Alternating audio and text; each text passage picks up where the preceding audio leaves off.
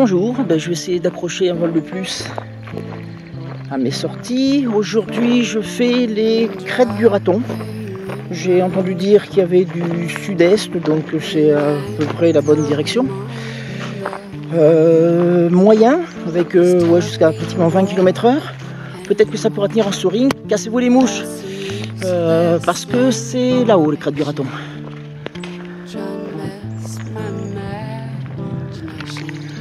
Voilà, ça va de Pomerol, col de Pomerol jusqu'à au-dessus de Verclos. Ça fait, je dirais, 4 bons kilomètres de soaring, avec une belle pente d'herbe d'un côté, et de l'autre côté c'est la falaise.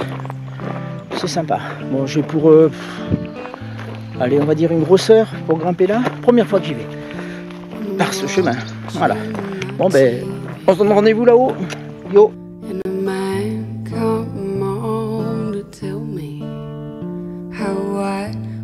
J'ai l'impression que je vais pas être seul très longtemps encore. Il y a du monde qui arrive. Donc il y a un mouton bizarre, un mouton grand comme un mouton, la même couleur, mais avec des dents, ça comme quoi. Enfin, on va voir ça. On va dire bonjour, vous allez voir ce que c'est qu'un patou de près. Voilà. Allez, mais enfin le savoir, ça fait pas tout non plus. À tout de suite.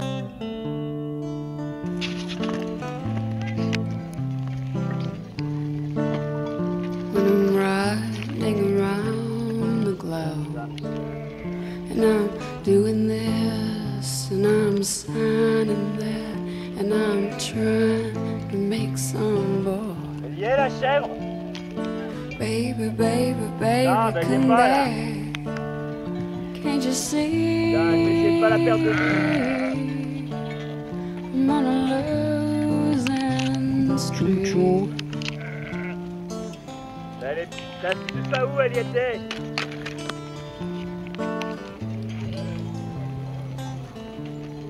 Elle est derrière là, pas loin.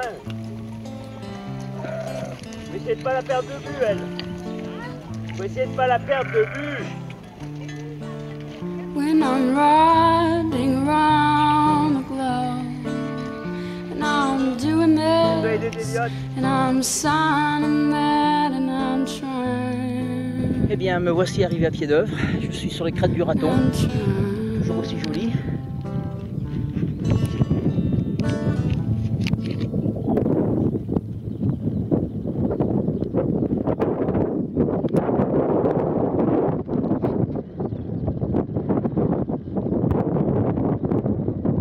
Et le fourchard là-bas.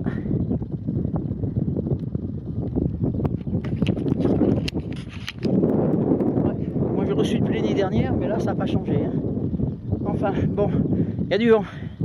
Il y a du vent, mais comme je suis un peu péteux, je sais pas ce que je vais faire. Déjà regarder avec ça, hein, c'est bien. Et puis après je déciderai. S'il y a plus de 50, 55, je me dégonfle, j'arrête. Ouais, je suis au taf là et puis je suis un petit peu débordé. Ouais, alors donc je disais, là je suis en haut, manifestement il y a trop de vent, ça c'est clair, hein, et donc je vole pas, je redescends, je vais voir un peu plus bas ce que ça donne. Ouais. J'ai 3 aigles au-dessus de la tête, je sais pas si on va le voir là.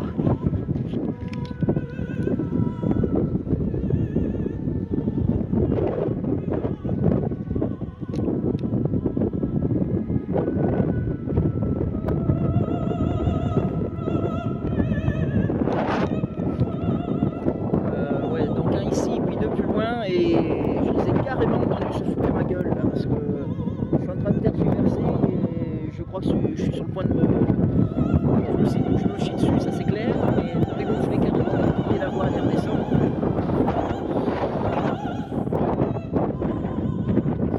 Les chiffres ils sont pas extraordinaires, le plus que j'ai mesuré c'est 34. 34 en mini-voile c'est censé le faire, et il y en a plein sur le forum qui vont dire que ça vole sans problème, mais je me sens carrément pas, ça fait chier, hein. On redescend à pied là-dedans, mais comme on dit le vieux dicton, il vaut mieux regretter de ne pas voler que regretter d'être en l'air. Ah, bon. Allez, j'hésite encore 10 minutes et puis je prends une décision finale. Puis c'est dommage parce que je voulais tester une nouvelle système pour pouvoir prendre des diapos, des photos, des films.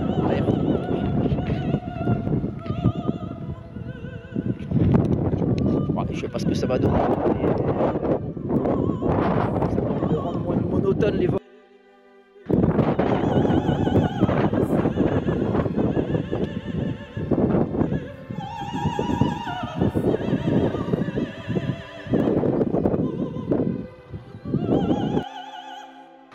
Voilà, je viens de redescendre de 300 bons mètres, une centaine de mètres de dénivelé, 300 mètres, et puis je me pose, là je m'assois, et puis je regarde ce que ça donne. Des rafales de temps en temps, je prends l'anémo, et bon, l'anémo, il ne me donne pas des indications monstrueuses.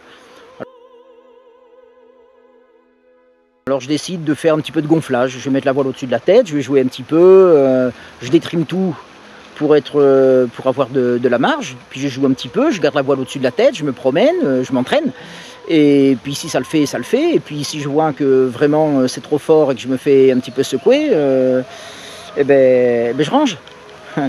Sauf que dès qu'elle est montée au-dessus de la tête, d'un seul coup j'étais arraché. J'ai grimpé presque à la verticale en l'espace de 5 secondes, j'avais pris 15 mètres et je reculais. 10 secondes après, j'étais à 50 mètres, 2 minutes après, j'étais à 200 mètres sol. Et face au vent, avec ma voile qui vole certainement à pas loin, 50 km/h, 50 bons km/h, je recule. D'après les balises météo du moment, il paraît qu'il y avait à peu près 70 à ce moment-là, il y avait bien 70. Et je recule, et derrière il y a la falaise. Et là je me suis dit, garçon, quand tu vas passer le rouleau derrière, ça va être ta fête. Et là je me dis, de toute façon je suis mal. Je sais pas comment je fais pour m'en sortir. Donc je me mets face au vent le plus possible en espérant que je sais pas trop ce que j'espérais d'ailleurs, qu'il y ait un peu moins de vent à un moment et que je gagne un petit peu en... Mais bref, je passe et je vois la cassure derrière. Je suis à 150-200 mètres au-dessus de la fracture, au-dessus de la falaise. Donc là, je fais carrément un 180 degrés et j'essaye de m'éloigner, d'être le plus loin possible du rouleau quand il va me rattraper. Il m'a rattrapé, il m'a mis minable. J'ai été secoué dans tous les sens. Alors je vous dirai pas les fermetures violentes sur une mini-voile, normalement ça ferme pratiquement jamais. Là, c'était... Les moments exceptionnels, c'est quand la voile était ouverte au-dessus de la tête, quoi. Mais en fait, c'est jamais arrivé. Ça claquait à droite, ça claquait à gauche, ça claquait au milieu. J'étais secoué, baladé dans tous les sens. La voile sur le côté, la voile derrière, la voile devant. Et voilà, quoi. Et puis à un moment, carrément, elle m'est passée devant, dessous, et moi, je suis tombé dedans.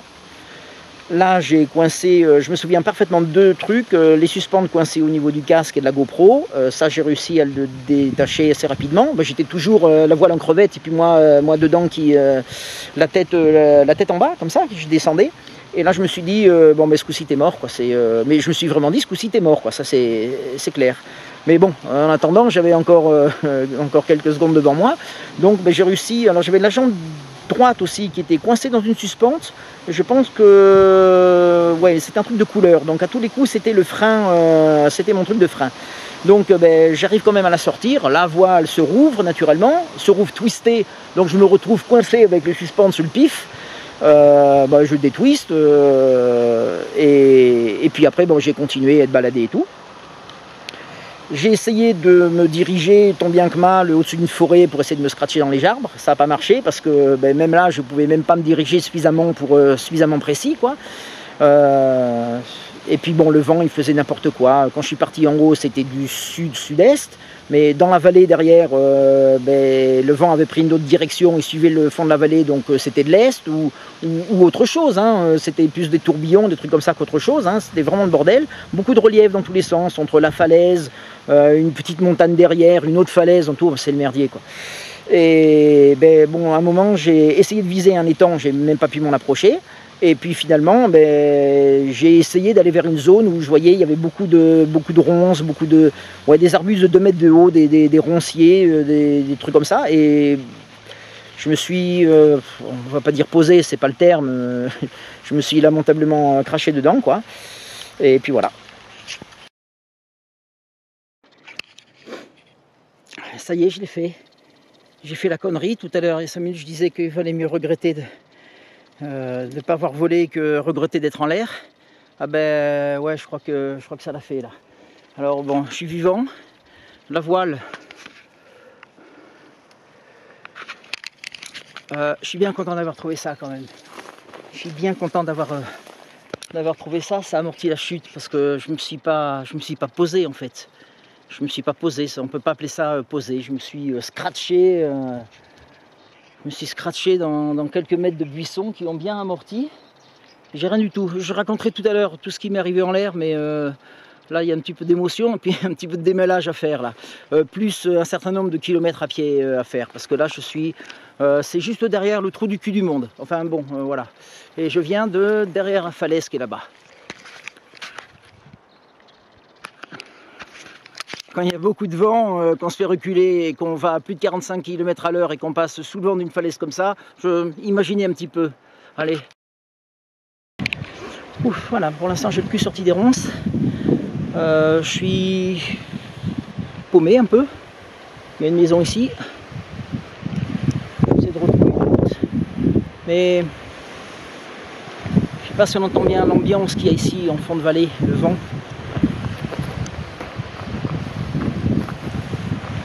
J'ai survécu à ça. Les détails tout à l'heure. Mais pas cool hein, les Drômois et ceux qui sont en vacances dans la Drôme là.